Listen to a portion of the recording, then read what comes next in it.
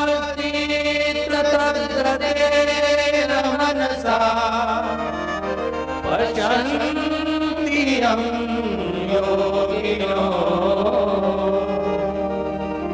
यशान्तं न विदुः सुरासुरगणा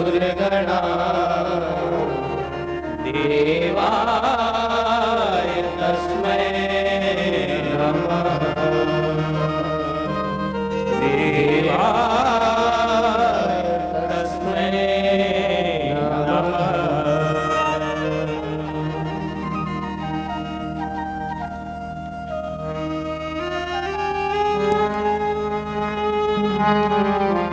हरिनाम संकीर्तन 2-5 मिनट के लिए भाव से बहुत भाव से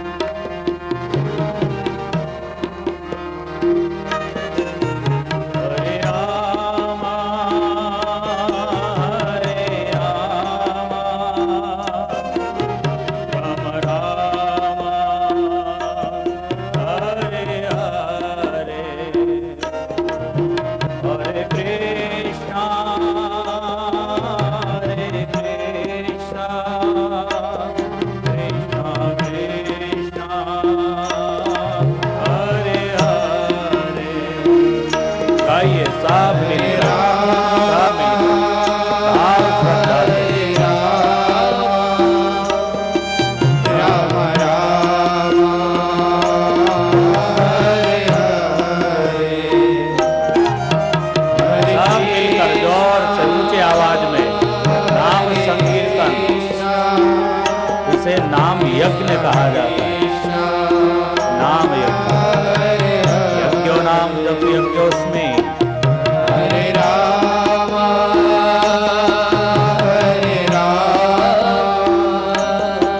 राम राम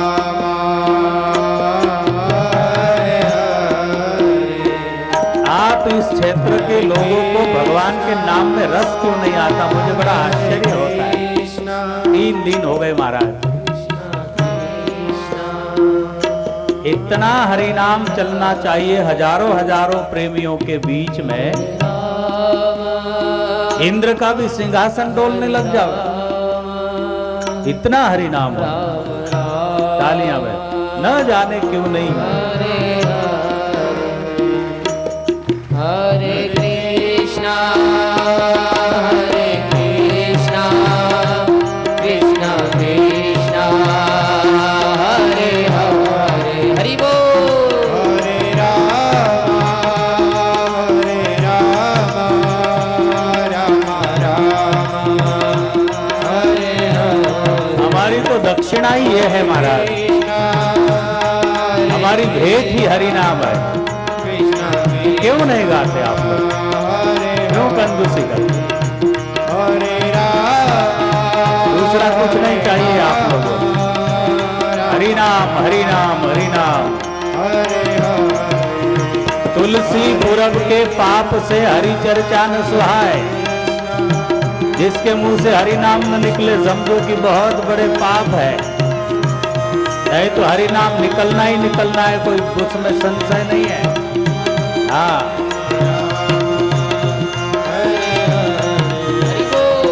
हरे कृष्णा हरे कृष्णा कृष्णा कृष्णा हरे हरे। हरे राम राम राम हरे हरे। हरे कृष्णा कृष्णा कृष्णा हरे हरे। कलयुग में भगवान के नाम से ही उद्धार होने वाला है। राम भजन रामायण दो, कलयुग तरण उपाय न को। बहुत भाव से निसंकोच। हरे राम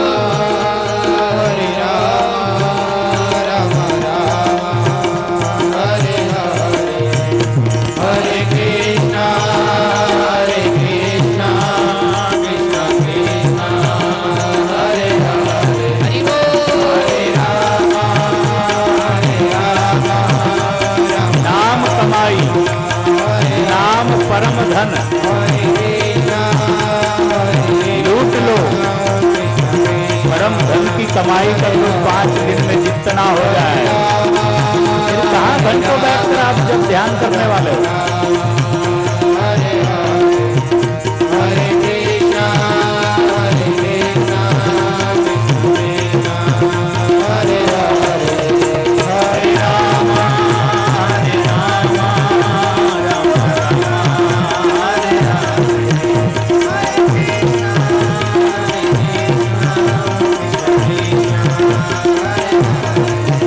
हरे राम हरे राम राम राम हरे हरे कृष्णा अंतकरण की पवित्रता, आत्मानुसंधान, भक्ति की मस्ती, ज्ञान की गरिमा हरिनाम से है। हरिनाम हरे राम हरे राम राम राम हरे हरे कृष्णा कृष्णा कृष्णा हरे हरे हरे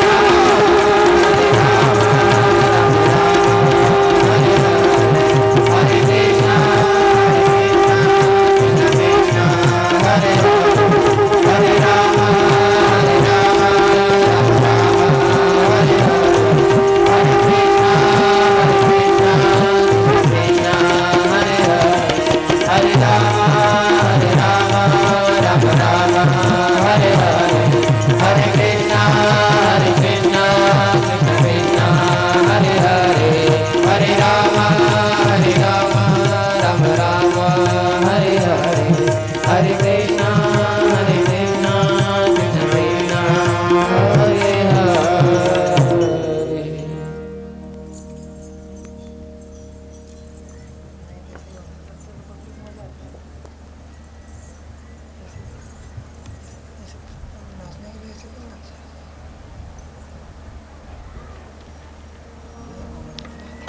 ओम ओम ओम।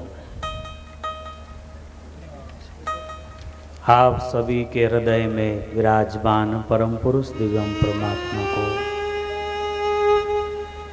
प्रणाम करते हुए, आपको धन्यवाद देते हुए, हमारी हरसूद तहसील और परिसर समिति का आयोजन सत्संग रूपी ज्ञान यज्ञ, उस ज्ञान यज्ञ का आज तीसरा दिवस है।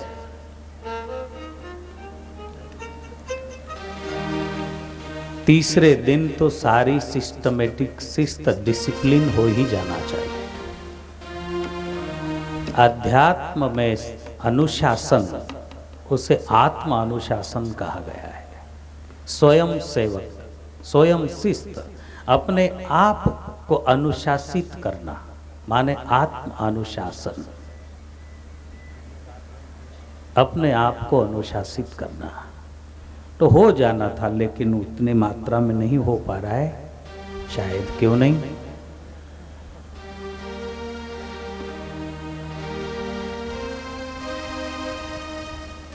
मेरा कहने का भाव है,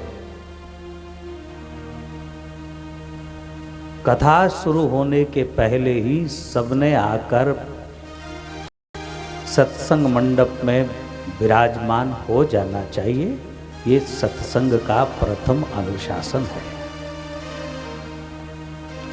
कई खेल तमाशे कहीं कुछ हो, ठीक है, कोई उठते रहे, कोई बैठते रहे,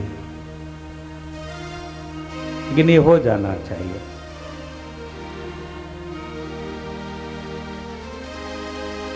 फिर भी ठीक है, हमने तो सेवा दी है, तो सेवा करना हमारा फर्ज है, धर्म है।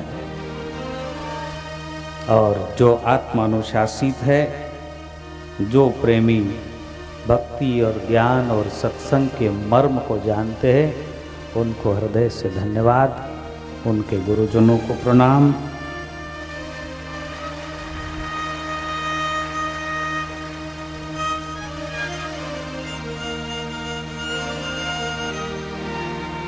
पुनः अपने चिंतन के जो सूत्र लिए हैं उन सूत्रों को एक बार और पाठ करेंगे। चिंतन के लिए चुने हुए श्लोक और सूत्र है श्रीमद् भगवद गीता जी के 3 श्लोक 12वें अध्याय के और रामचरितमानस की कुछ चौपाइयां उत्तरकांड की।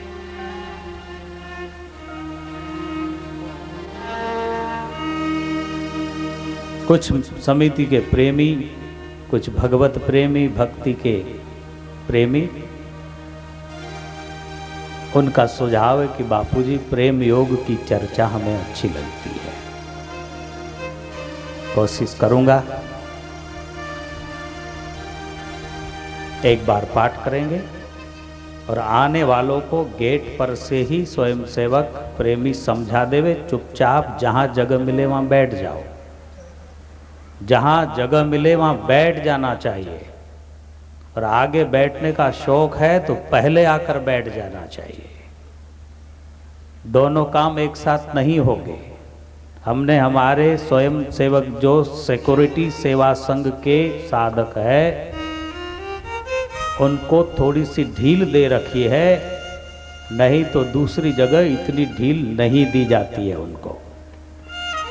नया इलाका है, सत्संग में इन लोगों को शायद ही कितनी मात्रा में हर आदमी समझ सकता है, इसलिए आपका अनुशासन थोड़ा ढीला रखें। और फिर भी आप लोग उसका फायदा नहीं लेना। माइक व्यवस्था आपके चौक तक की गई है। शहर के बहुत सारे हिस्से में मेरी आवाज पहुंच रही है, जा रही है, तो आने वाले प्रेमी भी सुनते हुए आवे, जहां जगह मिले वहां बैठ जाए। यही आपका आदर्श है और यही भक्ति की गरिमा है। पाठ करेंगे भाव श्रद्धा से।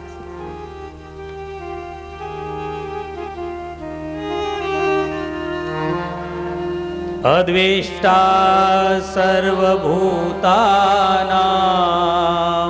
अद्वेष्टा सर्वभूतानां, मैत्रः करुण एव च, मैत्रः करुण एव च, निर्ममो निरहंकारो, निर्ममो निरहंकारो, समदुःख सुख क्षमी, समदुःख सुख क्षमी, संतुष्टं सततं योगी, संतुष्टं सततं योगी, दृढ़ात्मा निश्चय, यतात्मा दृढ़निश्चय, मय्यर्पित मनोर्बुद्धि, मय्यर्पित मनोबुद्धि, यो मद्भक्त स मे प्रियः, यो मद्भक्त स मे प्रियः, यस्मान्नो द्विजते लोको, यस्मान्नो द्विजते लोको, लोकान्नो द्विजते च य, लोकानो द्विजते च य, हर्षामर्ष भयोद्वेगे, हर्षामर्ष भयोद्वेगे, यः स च मे प्रिय, मुक्तो यः स च मे प्रिय, मुक्तो यः स च मे प्रिय, मुक्तो यः स च मे प्रियः। एक बार रघुनाथ बुलाए, गुरु द्विजपुर वासिन सब। एक बार रघुनाथ बुलाए, गुरु द्विजपुर वासिन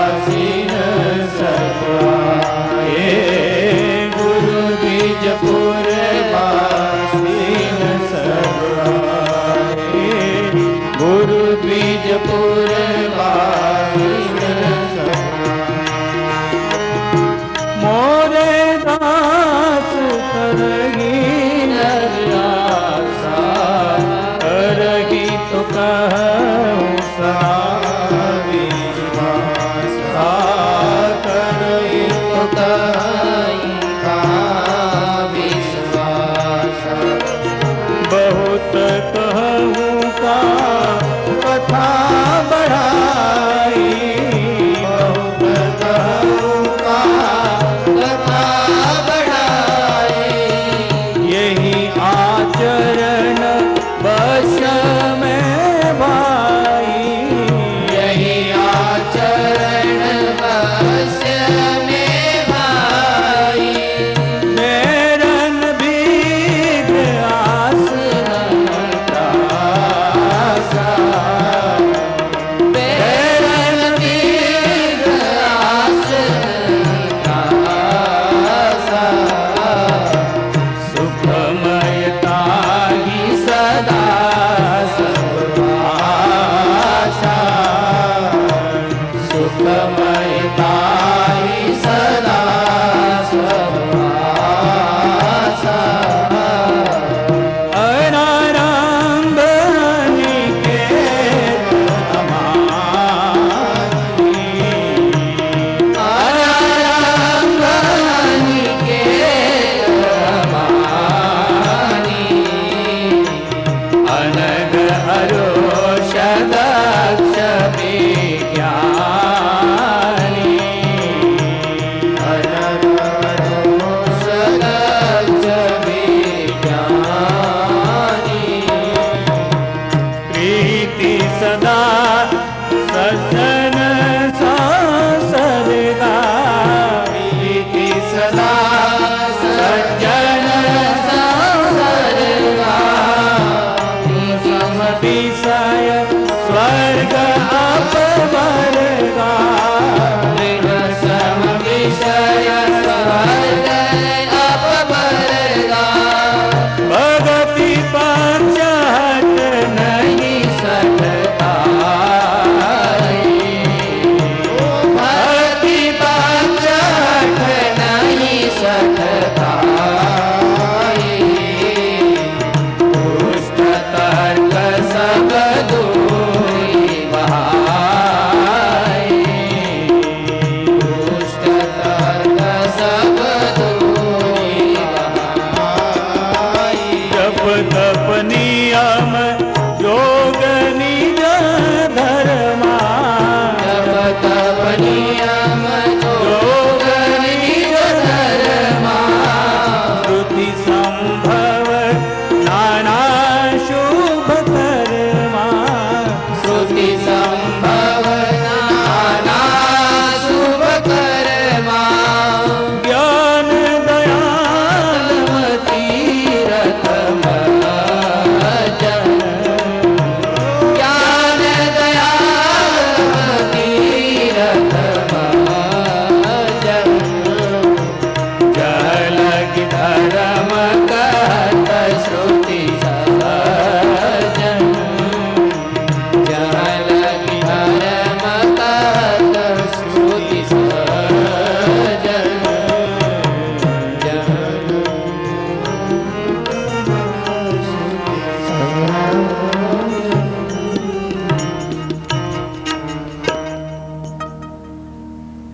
ओम ओम ओम।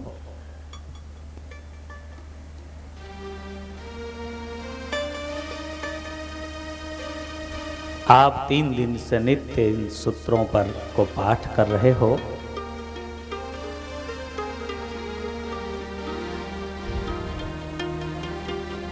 भगवान योगेश्वर श्री कृष्ण परमात्मा कहते हैं, अद्वेष्टा जो पुरुष सब भूतों में द्वेष भाव से रहित हो, द्वेष न हो, स्वार्थ रहित सबका प्रेमी हो,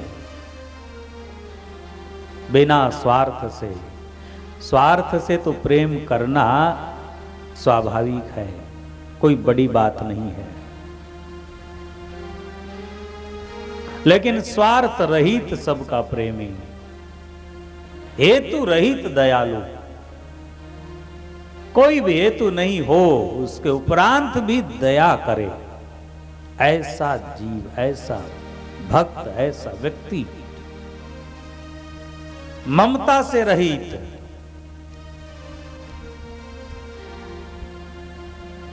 ममत्व न हो, ध्यान देना, जहां स्वार्थ रहित बात आएगी वहां कोई दोष आ ही नहीं सकता। सारे दोष का मूल है स्वार्थ, चाहत, कुछ चाहिए। अहंकार से रहित, सुख दुखों की प्राप्ति में सम, भगवान के वचन है बंधुओं, भगवान के वचन। सुख दुखों की प्राप्ति में सम। अगर जीवन मिला है इतना बड़ा तो कभी सुख भी आएगा, कभी दुख भी आएंगे, सब आएंगे, लेकिन उसमें सम। सुख में भूले नहीं, फूले नहीं, दुख में भूले नहीं। दुख में भी ईश्वर को भूला नहीं जाना चाहिए, सुख में फूलना नहीं चाहिए। क्षमावान, निर्महमो निरहंकारो, सम दुखक सुखक क्षमी, क्षमावान। अपराध करने वालों पर भी को भी अभय, अभय, घबराना नहीं, निर्भय रहे। दूसरे श्लोक में कहा, संतुष्टम सततम योगी यतात्मा दृढ़ निश्चय, जो निरंतर संतुष्ट है। भगवान की भक्ति तो ऐसी बात है जो निरंतर प्रसन्न। कौन रहेगा निरंतर प्रसन्न? जो सुख और दुख दोनों को झेलने की क्षमता रखता हो, वो निरंतर प्रसन्न रहे। निरंतर प्रसन्न वो अपनी आत्मा का ही मित्र है। भगवान कहते हैं संतुष्टम सततम योगी, वो प्राणी योगी है, वो साधक योगी है, वो भक्त योगी है। यदात्मा दृढ़ निश्चय, दृढ़ निश्चय वाला है। दुनिया हो जाए अपने सिद्धांत से नहीं डिगने वाला। यदात्मा दृढ़ निश्चय। बहुत सारे कमजोरियां हमारे मानव जीवन में यही होती है कि हमारा निश्चय दृढ़ नहीं होता, और जब तक निश्चय दृढ़ न हो तब तक फल सामने नहीं आता है। निश्चय दृढ़ होना चाहिए। बहुत अच्छा कहा। भगवान कहते हैं मुझ में दृढ़ निश्चय वाला। किसमें? परमात्मा में दृढ़ निश्चय वाला, और मुझे अर्पण किए हुए मन बुद्धि वाला। मय्यार्पित मनोर बुद्धि यो मद भक्त समय प्रिय। मय्यार्पित मनोर बुद्धि, मन और बुद्धि मुझे अर्पित करे वो भक्त मुझे अतिशय प्यारा लगता है। बहुत अच्छा, बहुत अच्छा। मय्यार्पित मनोर बुद्धि यो मद भक्त समय प्रिय, मुझे प्यारा।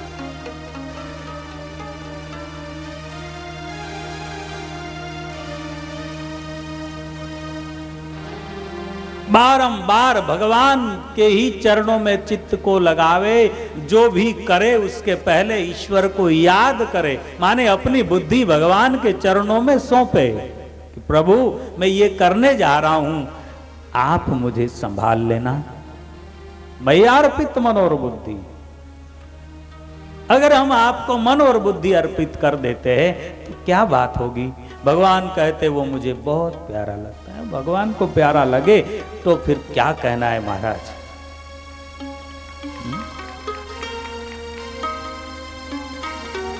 अपने चापलूसों को खुश करने की कोशिश मत करो।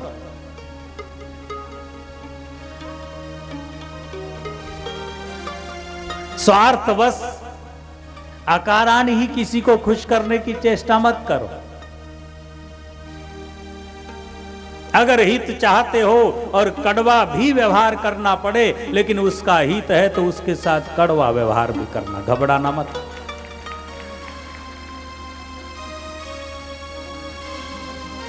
हमने अभी अभी पीछे सुदामा जी के चरित्र में एक नया ही प्रसंग पाया।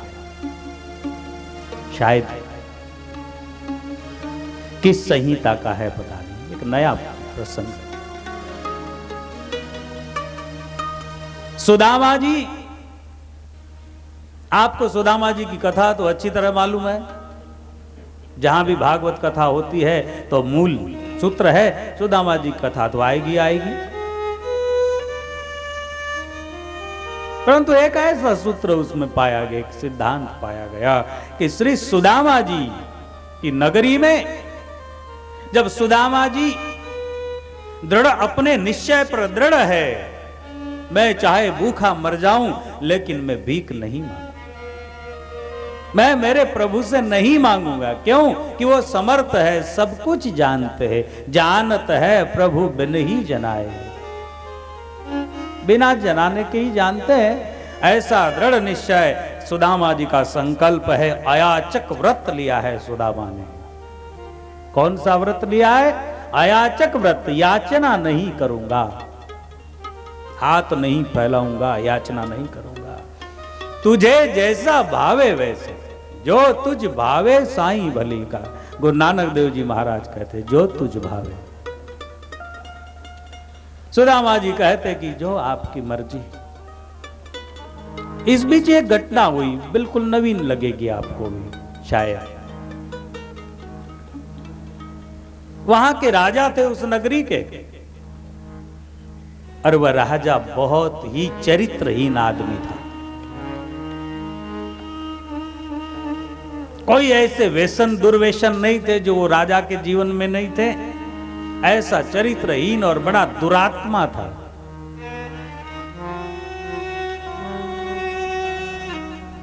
वो रात दिन निशा में ही पड़ा रहे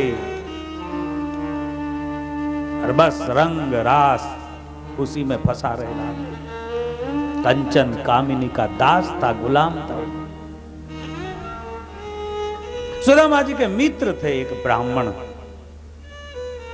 उसने युक्ति लगाई कि जमाना ऐसा है, क्या करे, करना तो नहीं चाहिए लेकिन अब जीवन चलाने के लिए कुछ करना भी पड़े। आज भी कहीं लोग इस समस्या के वशीभूत होकर दुराचरण करने लगते हैं, नहीं चाहते फिर भी करने लगते कि क्या करें, करना तो पड़े। हम उस पक्ष में नहीं है। धर्म पर डट जाना ना कोई बात बड़ी है। धर्म पर डटे हरिचंद्र दानी, जिन्होंने बेच दिया निज रानी। जो भर गए निज घर पानी, भरे तो भर जाना, ना कोई बात बड़ी। धर्म पर मर जाना ना कोई बात। स्वधर्मे निधनम श्रेय। ऐसा दृढ़ निश्चय चाहिए महाराज। सुदामा दृढ़ निश्चयी थे, लेकिन उनका जो मित्र था वो थोड़ा सा ढीला पड़ गया। उसने कहा कि कुछ न कुछ पाने के लिए तो चलो कुछ करना भी पड़े। राजा के चरणों में जाकर राजा को समर्पित हो गया। महाराज, मैं भी आप ही का हूं, मुझे कुछ सेवा मिले तो मैं करने के लिए तैयार हूं। उसने कहा कि सेवा? वो शराब में छका रहता था राजा। सेवा? चलो मेरे ऊपर से कोई काव्य रचा करो और मेरा गुणगान किया करो सभा में, आपको मन चाहा धन मिलेगा। पंडित जी ने कहा ठीक है, क्या करो। पंडित जी जावे और दिन भर राजा की रचना, बिल्कुल झूठ, जो उसमें है ही नहीं, वो लिख कर लावे। बेचारा क्या करे। ऐसे लोगों को बेचारा कहना पड़ता है, बेचारे। और दुनिया वाले साधु संतों को बेचारे कहते। वो महाराज है बेचारा। अरे मूर्ख, महाराज कोई बेचारा होता है कि वो राजाओं का राजा महाराज हो? बेचारा तो वो होता है कि जिसको कोई चारा न हो, वो बेचारा। तो अभी चेक करके देख लो कौन बेचारा है, इधर है कि उधर है। जिसका इतना बड़ा परवरदिगार, सर्जनहार, सृष्टि नियंता, ब्रह्म परमात्मा जिसका चारा है, जिसका सहारा है, वो कैसे बेचारा हो सकता है? जिसको कोई चारा ना हो वो बेचारा है। भगवान का भक्त कैसे बेचारा हो? उसको बहुत बड़ा चारा है, सहारा है। लेकिन जो अपने आप को कमजोर मान ले, जो नकारात्मक जीवन में जीना सीख जाए, जो लालसाओं से भरा है, जिनकी बहुत सारी वासनाएं हैं, बहुत सारी कल्पनाएं हैं, ऐसे सपनों में जीने वाला तो बेचारा होगा ही होगा। और जो वर्तमान में जीता हो, जिसने अपना चारा सर्जनहार को बनाया हो, वो बेचारा हो ही नहीं सकता, चाहे झोंपड़े में रहे या महलों में रहे। उसकी शान वो की वो ही रहती है महाराज। क्योंकि सारा संसार मन की कल्पना का खेल है। मनुष्य मनानाम बंधन मोक्ष कारण। मनुष्य का मन ही बंधन और मोक्ष का कारण है। ये सारे मन के खेल। अपने आप को बेचारा कहने की भूल कभी नहीं करना। दरिद्रता पाप का मूल है, और दरिद्रता, मानसिक दरिद्रता ही सचमुच की दरिद्रता है। ऊपर की गरीबी कोई ज्यादा मुश्किल वाली नहीं है, लेकिन मानसिक जो गरीबी है, जो ज्ञानहीन है, वो बेचारा, वो पंडित बेचारा रोज वो ले जावे काव्य लिख के, महाराज आप बड़े दानी हो, महाराज आप में तो भगवान की सूरत है, महाराज आप यूं करे। महाराज शराब पीते जावे और राजा और बिल्कुल फूले नहीं समाता कि क्या बात है, क्या बात है। क्या सावधान रहना ऐसों से भी। वह हर युग में रहते ही रहते हैं। बरसों से हमारे पूर्वजों से जमीन अपनी खेती बाड़ी की जाती है। हर एक किसान निष्ठा से सोचता है कि अब इतनी खेत की सफाई करूं, अगले वर्ष बिल्कुल बेकार चारा होना ही नहीं चाहिए। लेकिन देखो, और अगले वर्ष उतना का उतना, उतना का उतना। उनको कौन वहां बोने के लिए, पेरनी करने के लिए जाता है? लेकिन वो तो है ही, व्यवस्था ही है। वो रहते ही अनादिकाल से उधर ही जमीन में ही फिक्स है वो बीज चारे, वो निकलेगा ही निकलेगा, कोई उपाय नहीं है। तो ऐसे जो है पीछे वाले वो पैदा होते ही होते हैं। आप तो ये हो, आप तो वो हो, और फिर ये मग्न हो जावे और चला कोई बात नहीं, चलो ले जाओ ले जाओ। और आवे घर आके हम मजाक उड़ा कि हमारा मालिक जो है ना वो ऐसा गधा है कि उसकी थोड़ी सी बढ़ाई कर दो और ले लो जो लेना है। ऐसे भी कई जीव होते हैं, सावधान रहने। राजा फूले नहीं समाता, उसकी अपेक्षा से ज्यादा धन उसको देता है, वो खुश हो। पालकी में बैठकर जा रहा था एक दिन, कौन? सुदामा का मित्र पंडित जी। पालकी उसको लेने के लिए आती है, पालकी पहुंचाने के लिए आती है। सुदामा जी का मित्र पालकी में जा रहा है बैठकर, बीच में सुदामा जी मिल गए। दीन ही, ऊपर का वेश, फटे पुराने कपड़े, आप तो जानते हो महाराजा जी। सुदामा जी मिले हैं और सुदामा जी के पास पालकी रोकी, रोको, और रुक कर कहा कि सुदामा तुम क्या कर रहे हो? सुदामा जी लौटे, सरल चित्त है। मित्र को देखकर पालकी में बहुत खुशी हुई। ये सज्जनों के लक्षण है महाराज। दूसरे के दुख को देखकर दुखी हो जाना और दूसरे के सुख को देखकर सुखी हो जाना, ये सज्जन पुरुषों के लक्षण है। वरना दूसरे के दुख को देखकर सुखी हो जाना कि बहुत अच्छा, बहुत अच्छा, मरने दो बेटे को, मरने ये सज्जनों के लक्षण हैं। दूसरे के दुख को देखकर दुखी हो जाना।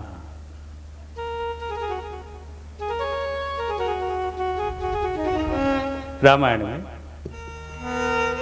निज परताप द्रवे नवनीता, निज परताप द्रवे नवनीता, निज परताप द्रवे नवनीता, पर दुख द्रवही संत सुपुनीता, पर दुख द्रवही संत सुपुनीता, निज प्रताप द्रवे नवनीता, निज प्रताप द्रवे नवनीता, पर दुख द्रवही संत सुपुनीता,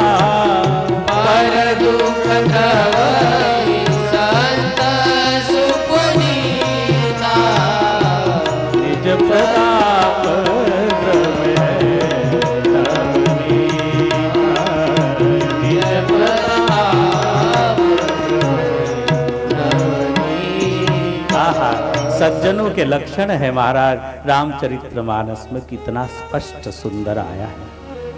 निज प्रताप द्रवे नवनीता, जो माखन है, जो मक्खन है, जो लोणी है, मराठी में लोणी कहते हैं, जो माखन है, थोड़ी सी गर्मी लगे तो द्रवित हो जाए, पिघल जाए, अपने आप पिघल जाए। पर दुख द्रव ही संत सुपुनीता, लेकिन दूसरे के दुख को देखकर द्रवीभूत हो जाना, पिघल जाना, ये साधु हृदय का काम है। जिनके हृदय दूसरे के दुख को देखकर पिघल जावे, दूसरे के सुख को देखकर प्रसन्न हो जावे, मान लेना कि कहीं उसमें साधुता प्रकट हुई है। कितनी भी मात्रा में हो, लेकिन साधुता प्रकट हुई है। निज प्रताप। सुदामा ने मित्र को देखा कि मेरा मित्र पालकी में बैठा है। सुदामा लौटे और मित्र, मैं बहुत खुश हो रहा हूं, ये क्या ठाट लगा रखा है, कहां से क्या है? उन्होंने कहा सुदामा इधर आओ, मैं आपको समझाता हूं। सुदामा देखो, ये जो मेरा ठाट बाट हुआ है ना, ये आपका होने में बिल्कुल कोई देरी नहीं है, क्योंकि मैं अच्छी तरह जानता हूं कि आप मुझसे कहीं गुना विद्वान हो। और सुनो, राज दरबार में मुझे ये काम मिला है, वो जो राजा है ना,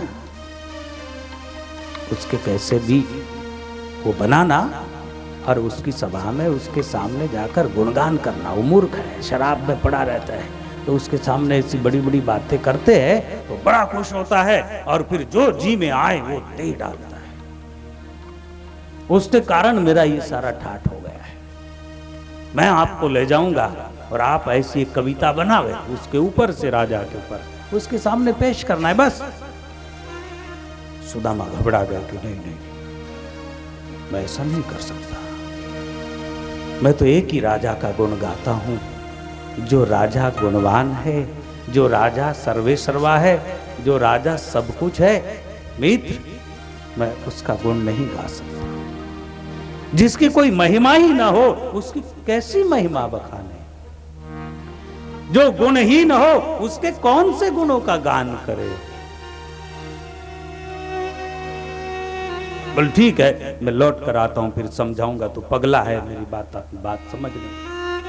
मित्र गया है और लौटा और ठीक सुदामा जी के घर पहुंचा, और अब निकट बैठकर सुदामा को बार बार समझाने लगा कि मान जाओ, ये बच्चे भूखे मरते हैं, ये मेरी भाभी जी जो है इसके तन पर कपड़े नहीं है, तुम याचना नहीं करते हो, द्वारकाधीश तुम्हारे मित्र है, फिर भी तुम अपने इस पर अटल हो सुदामा।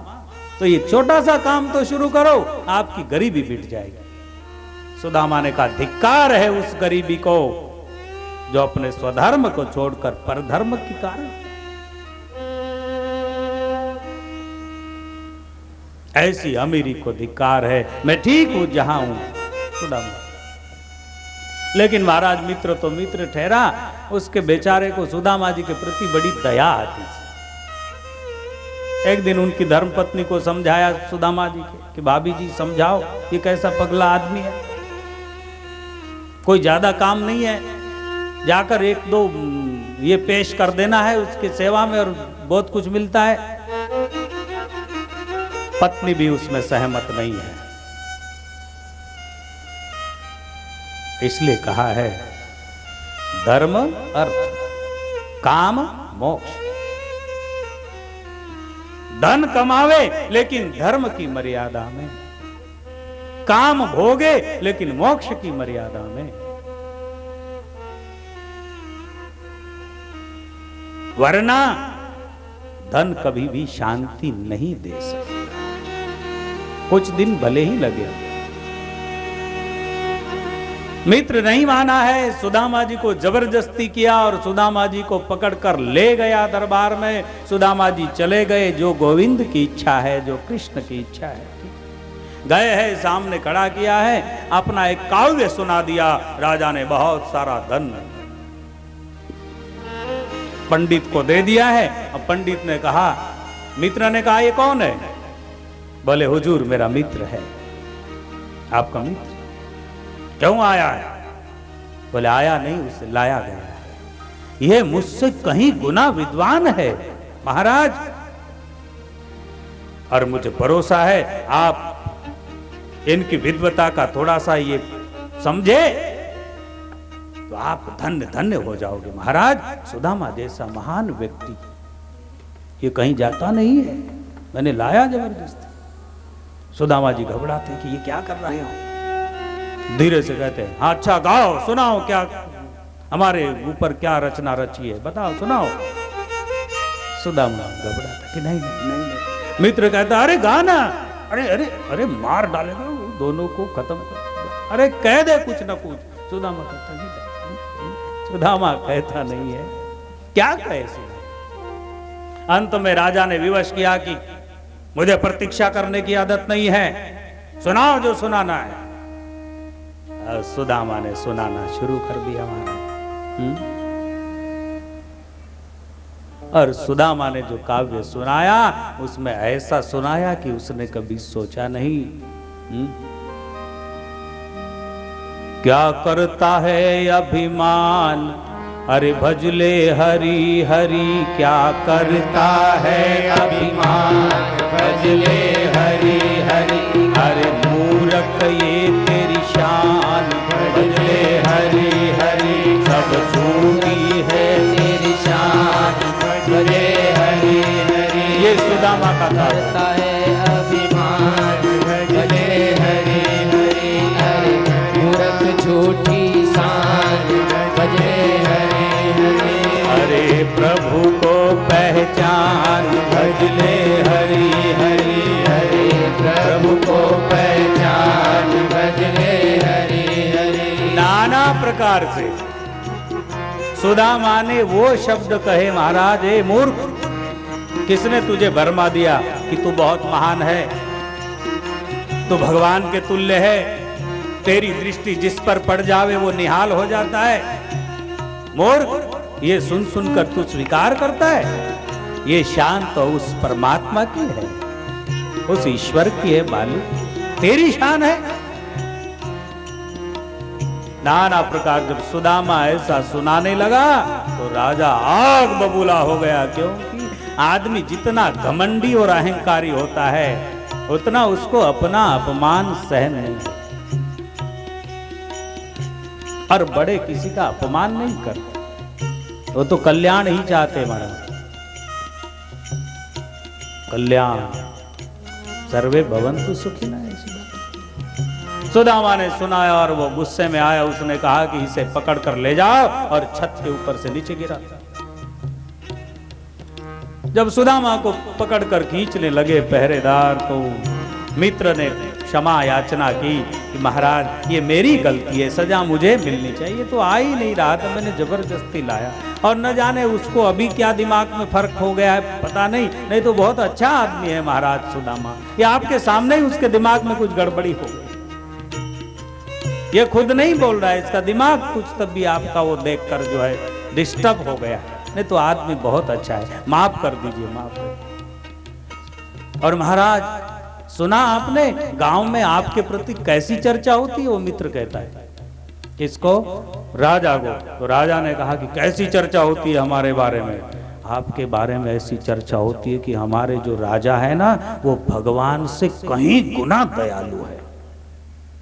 ऐसा भगवान से कहीं गुना दयालु। बोले हाँ।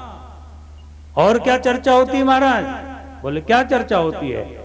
कि भगवान तो छोटे मोटे गुनाह को माफ करते होंगे, लेकिन हमारे महाराज तो बड़े से बड़े गुनाह माफ कर देते।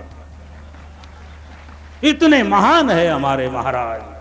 अच्छा, मेरे बारे में ऐसी चर्चा होती है, बड़े से बड़े गुनाह माफ किया जाते हैं आपके दरबार में।